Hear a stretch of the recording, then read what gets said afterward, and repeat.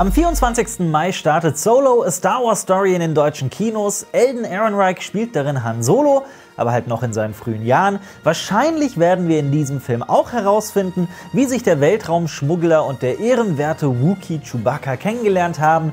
Im Star Wars-Universum ist das aber eigentlich schon seit vielen Jahren bekannt, aber als Disney 2012 Lucasfilm und damit auch die Rechte an Star Wars gekauft hat, wurden alle Beiwerke von Star Wars aus dem Kanon gestrichen. Diese Bücher, Filme und Comics gelten seitdem als Star Wars Legends. Disney schreibt also alles neu, wir interessieren uns aber sehr dafür, was in diesen alten Werken so passiert ist. Deswegen sprechen wir heute mal darüber, wie sich in den Legends Han Solo und Chewie kennengelernt haben, wie der Wookiee einen ganzen Planeten gerettet hat und auf welch epische Weise Chewie das Zeitliche segnen musste.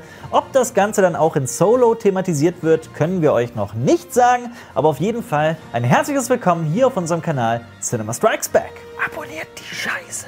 Wir sprechen in erster Linie über einen Comic namens Chewbacca aus dem Verlag Dark Horse. Dieser Comic ist im Jahr 2000 erschienen und erzählt in 10 verschiedenen Kapiteln sehr interessante Stationen aus Chewies Leben, die man so vielleicht noch nicht kannte. Anfangs ist Chewie bereits gestorben und die Droiden R2-D2 und C3PO machen sich auf den Weg, um ein Werk über ihn zu verfassen. Sie sprechen dafür mit sämtlichen Familienangehörigen und Freunden des Wookiees, die den Droiden dann ihre Lebensgeschichten oder sagen wir Lieblingsgeschichten des ehrwürdigen Chewbacca erzählen. Zunächst reisen die Droiden auf Chewies Heimatplaneten Kashyyyk. Dort treffen sie Chewies Ehefrau Malla Tobak, die kennt ihr vielleicht auch aus dem Holiday Special, falls es sie ist.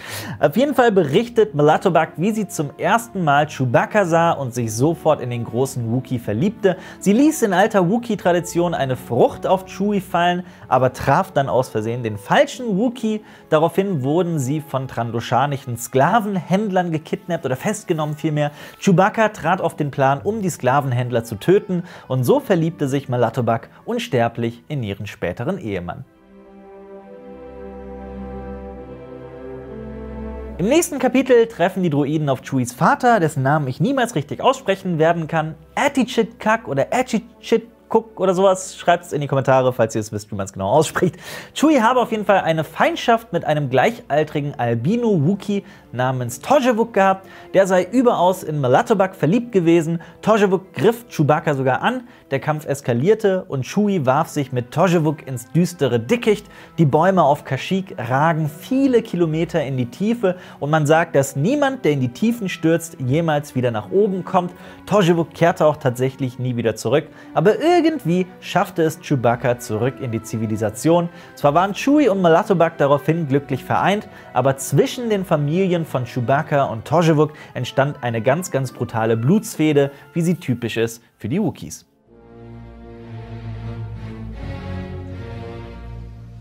Im nächsten Gespräch treffen die Droiden auf einen trandoshanischen Sklavenhändler namens So. So schaffte es, etliche Wookiees zu kidnappen und die machten auf dem Schiff gar keine Anstalten, sich irgendwie zu befreien, da sie allesamt untereinander in Streitigkeiten waren. Die Wookiees von Kashyyyk leben nämlich in Familien, die oft untereinander verfeindet sind. Denn Wookiees sind ein sehr stolzes, sehr stures und auch ein sehr traditionsliebendes Volk. Erst als der intelligente Wookiee Chewbacca gefangen wurde, schaffte er es, die gefesselten Wookiees zu vereinen und einen Aufstand anzuzetteln. Die versklavten Wookiees entkamen nur durch die besonnene und großartige Führung des ehrenwerten Chewbacca.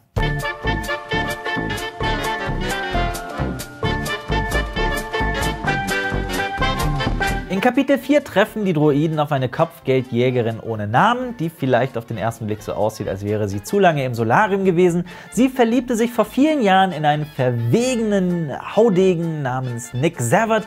Der hatte es aber nur auf ihr Schiff abgesehen und lockte sie in eine Falle. Sie sollte das Triebwerk checken und Nick Savard flog daraufhin einfach los. So wurden der Kopfgeldjägerin allerschwerste Verbrennungen zugefügt. Die anwesenden Schaulustigen pfiffen auf sie und ließen sie da liegen. Erst der fürsorgliche Chewbacca kümmerte sich um die Schwerverletzte und päppelte sie wieder auf. Als er nachts von seiner Ehefrau träumte, sagte er immer wieder ihren Namen Malla Tobak, Malla Tobak und irgendwann nur noch Malla, Malla.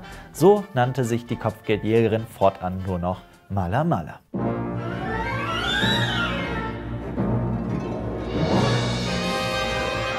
Im nächsten Gespräch treffen die Droiden auf Tvrtko, den Vater von Tozhevuk. Nachdem Chewie Tozhevuk getötet hatte, war Tvrtko untröstlich. Tvrtko erzählt, dass eines Tages ein Schiff mit trandoschanischen Sklavenhändlern etliche Kinder gekidnappt hätte, um sie dem Imperium zu verkaufen.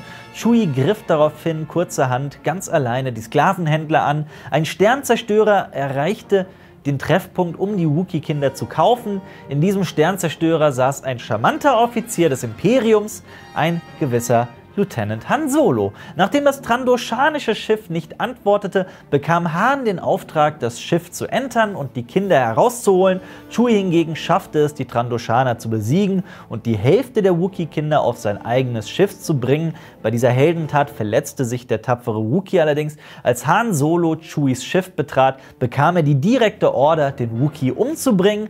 Han widersetzte sich aber diesem Befehl, freundete sich mit dem Wookiee an, und man kann davon ausgehen, dass das der letzte Tag war, an dem Han Solo für das Imperium arbeitete. Durch diese Heldentat hat Tvrtko die Blutsfehde fallen gelassen. Sowas habe es in der Geschichte der Wookiees zuvor noch nie gegeben. Chewbacca sei ein Held, den er überaus respektiere. So wurde sogar ein Bildnis von Chewbacca in einen Baum geschnitzt.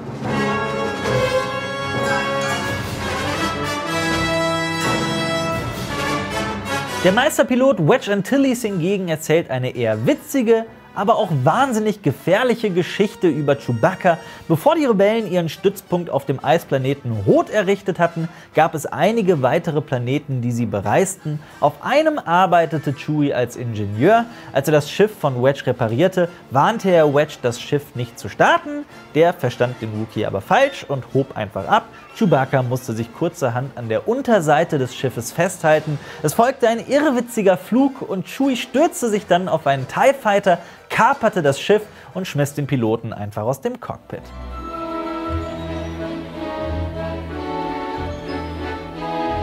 Auch ein gealterter Lando Calrissian darf den Droiden eine Geschichte über den geliebten und gefeierten Wookiee erzählen. Nachdem die Rebellen den zweiten Todesstern über Endor zerstört hatten, waren Lando und Chewbacca miteinander im Millennium Falcon unterwegs. Als ihr Navigationscomputer ausfiel, mussten sie auf einen kleinen Planeten im Nirgendwo landen. Dort trafen sie auf Sturmtruppler und einen überaus gelangweilten Moff, der seit Ewigkeiten auf diesem Planeten festsaß. Deswegen schlug der Moff Lando eine Wette vor. Landos Wookiee-Sklave solle gegen den besten Kämpfer des Imperiums antreten. Sollte Chewie gewinnen, durften die beiden wieder abhauen. Sie nahmen natürlich an und so stellte der Moff in einer Kampfarena seinen Kampfdroiden vor, den er aus Ersatzteilen zusammengebastelt hatte. Es scheint, dass er dafür irgendwie an C-3POs Kopf gelangt ist. Es war ein sehr schwerer Kampf und C-3PO konnte sich nicht gegen seine Programmierung wehren. Aber natürlich gewann Chewie den Kampf, nicht mit reiner Gewalt, sondern indem er mit seinen Ingenieurskenntnissen den Droiden einfach umprogrammierte. Daraufhin griffen sich die beiden Kämpfer, den Moff und Lando, und zwangen die beiden Menschen gegeneinander zu kämpfen. Lando setzte sich durch und zwang den Moff vom Planeten abzuziehen. Lando erinnert sich gerne an diese Geschichte zurück und ist todtraurig über Chewies Tod. Leia hingegen erzählt den Droiden, dass sie immer sehr, sehr eifersüchtig darauf war, wie nah sich Chewbacca und ihr Ehemann Han Solo waren. Sie zeigt den beiden Droiden Archivmaterial aus den Archiven Bespins, von der feierlichen Zeremonie nach der Zerstörung des ersten Todessterns, von einer Überwachungskamera, die zeigt, wie Chewie C-3PO gerettet und dann später auch wieder zusammengebastelt hat, und auch wie Chewie einen Sturmtruppler besiegt im Kampf auf Endor, und das sind Aufnahmen aus einem zerstörten AT-ST.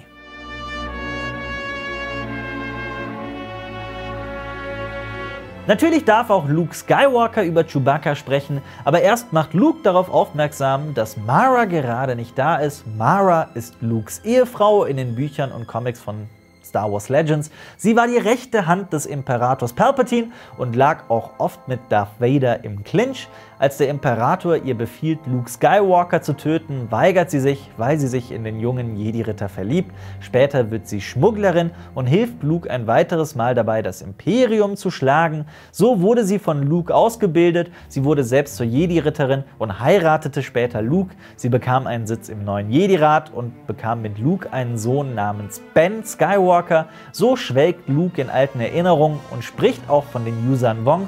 Und jetzt ein ganz kurzer Exkurs für alle die nicht wissen, wer oder was diese Yuuzhan Vong sind. Die Yuuzhan Vong sind eine überaus aggressive, außergalaktische Spezies, die im Jahr 25 nach der Schlacht von Yavin in die Galaxis einfallen, um sie zu erobern. Sie können die Macht weder spüren noch benutzen, sind aber trotzdem gefährlicher und schlimmer, als das Imperium jemals war. Sie lehnen jegliche Technologie ab, nutzen aber dafür gezüchtete oder geklonte Lebewesen, so auch die sogenannten Dovin-Basale. Das sind Lebewesen, die künstliche Schwerkraftanomalien erzeugen können und wie kleine schwarze Löcher daherkommen. Die Yuuzhan Vong nutzten diese Lebewesen, um zum Beispiel Laserstrahlen abzulenken. So nutzen sie aus, um den Mond Dobido auf den Planeten Zernpidal zu schleudern. Zernpidal ist ein wichtiger Planet im Outer Rim, der eine extrem hohe Bevölkerungsdichte hat. Daher ist er ein sehr interessantes Ziel für die Yuuzhan Vong. Mit einem Dovin-Basal schleudern sie den Mond Dobido auf den Planeten. Han Solo und Chewbacca reisen zum Planeten, um so viele Menschen wie nur möglich zu evakuieren. Chewie kämpft bis zum bitteren Ende und schafft es nicht mehr rechtzeitig auf den Millennium Falcon zu kommen. Das Raumschiff flieht, aber Chewie wird mit voller Wucht getroffen. Letzten Endes hat es also einen ganzen Mond gebraucht, um Chewbacca zu töten. Noch auf dem Millennium Falcon bricht Han Solo in Tränen aus. Wer mehr über Chewbaccas Tod in den Legends erfahren möchte, der kann sich auch gerne den Roman Vector Prime zulegen. Da ist die tragische Geschichte von Zernpidal genau geschildert.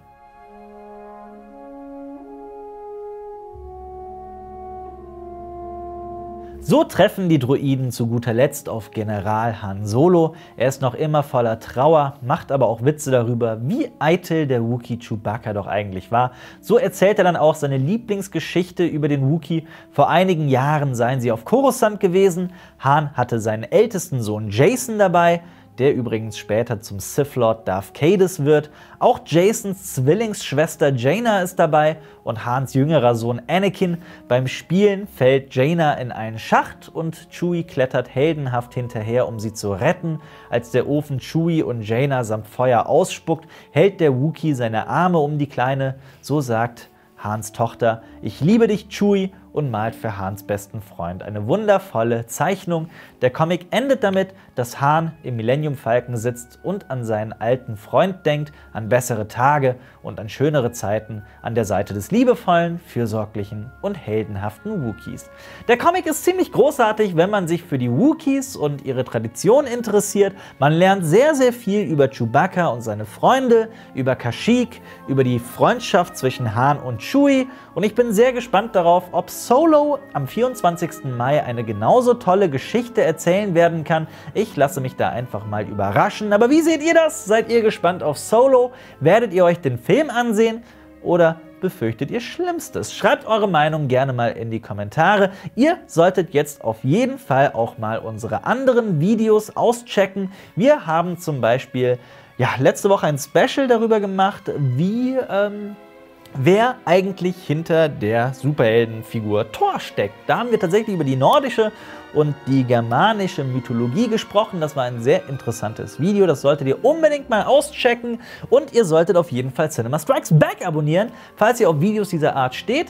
Denn also hier ist so ein Abonnier-Button, hier machen wir ganz viele solcher Videos wie dieses hier. Und wenn ihr drauf steht und keines dieser Videos verpassen wollt, dann solltet ihr uns abonnieren und die Glocke daneben aktivieren. Und dann verpasst ihr gar kein Video mehr und seid auf jeden Fall glücklicher auf all euren Wegen und all euren Kapiteln, die noch so folgen werden in eurem Leben. Bis zum nächsten Mal. Hier auf Cinema Strikes Back mit mir, dem Alper. Möge die Macht mit euch sein.